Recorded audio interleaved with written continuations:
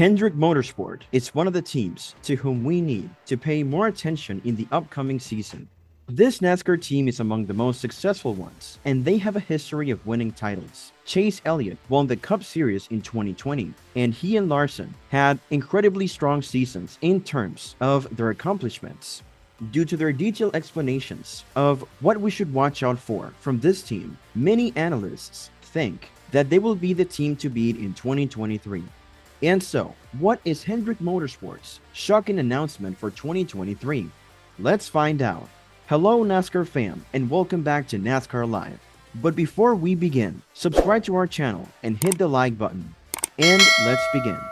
One of the most compelling stories of the next season will undoubtedly be the competition for the second championship between Kyle Larson and Chase Elliott as they begin the 2023 season. Furthermore, the fact that the previous campaign went so well for them, with Elliott having a better season than Larson, shows that the Hendrick Motorsports drivers are not planning on quitting anytime soon.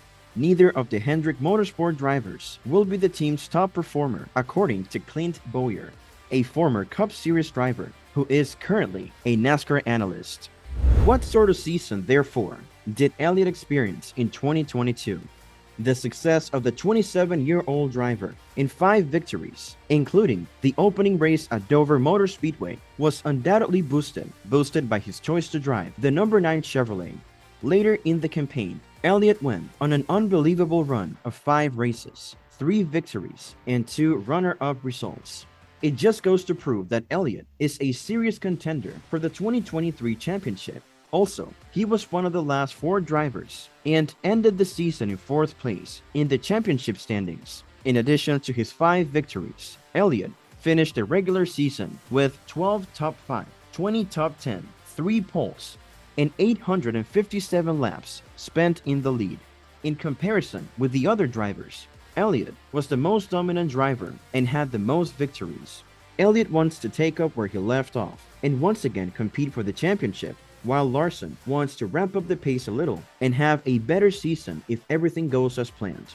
Elliott and Larson are 2 among the busiest drivers in the NASCAR Cup Series, as is well known to everyone who watches NASCAR, and who are currently the top 2 drivers in HMS, would both like to win their second championship title, which explains why they have been mentioned in the media so frequently in relation to doing so. In 2022, Elliott had 5 victories, while Larson only had 3. Furthermore, HMS won 5 of the first 11 races in the season it made its next generation debut. During the 36 race campaign and overall won 11 races. We will undoubtedly pay greater attention to this team in the following season because they have the chemistry and ability to bring about change. Elliott's performance in 2022 has already been discussed, but Larson's performance hasn't been covered. With 3 victories, 13 top 5 finishes, 19 top 10 finishes, 4 poles, and 635 laps led, the number 5 driver has actually done nothing but excel. And now the idea that he's aiming for another championship after the 2022 one speaks volumes about how committed this driver is. After all, there is also the incident with Bubba Wallace, which might have impacted Larson's faith because he had no idea the 23X1 racing driver would react in such a harsh manner after pressing him to the wall.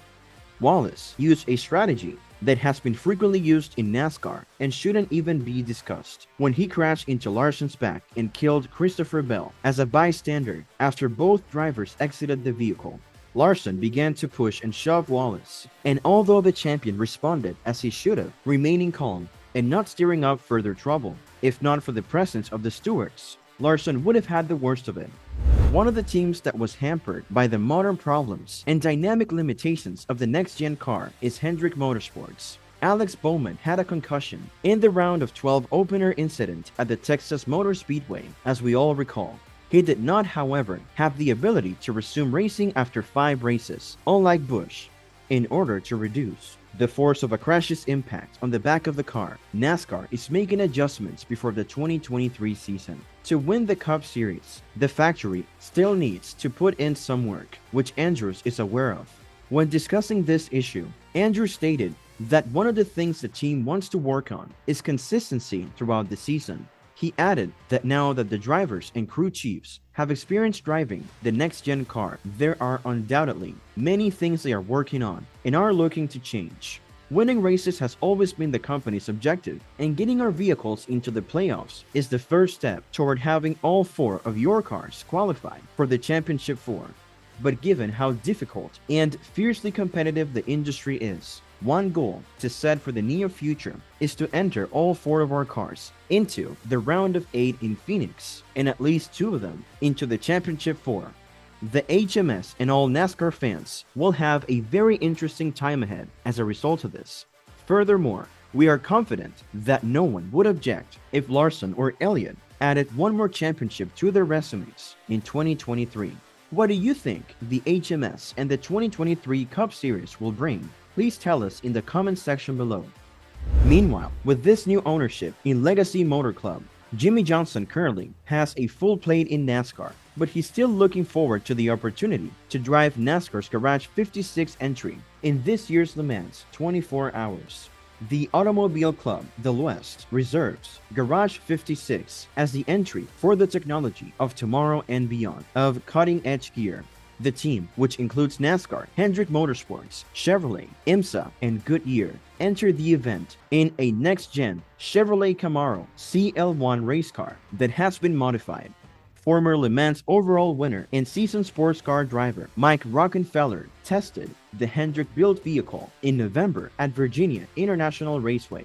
At Kershaw, South Carolina's Carolina Motorsports Park, Johnson tested the vehicle last month as a tribute to NASCAR founder Bill France Sr., who introduced stock cars to the French Stock Car Classic about 50 years ago. The initiative was first unveiled in March of last year. Johnson praised Jim France, the CEO of NASCAR, for his vision and the work he has done over the past few years to make it a reality. So to get the invite to come out and shake this car down, to get a feel for it and get some input and help out Hendrick Motorsports, get this Garage 56 program going and get some laps on the car was a huge honor, huge pleasure. I don't know what the current car feels like, but I know this thing versus the car I've driven on road courses before, it's a monster. I think we had a very successful day. We had a lot of wet running, which was nice to do, and kind of work out some balance issues there and braking issues. And then the track dried up, put slicks on, and went much faster than we kind of expected the car would go.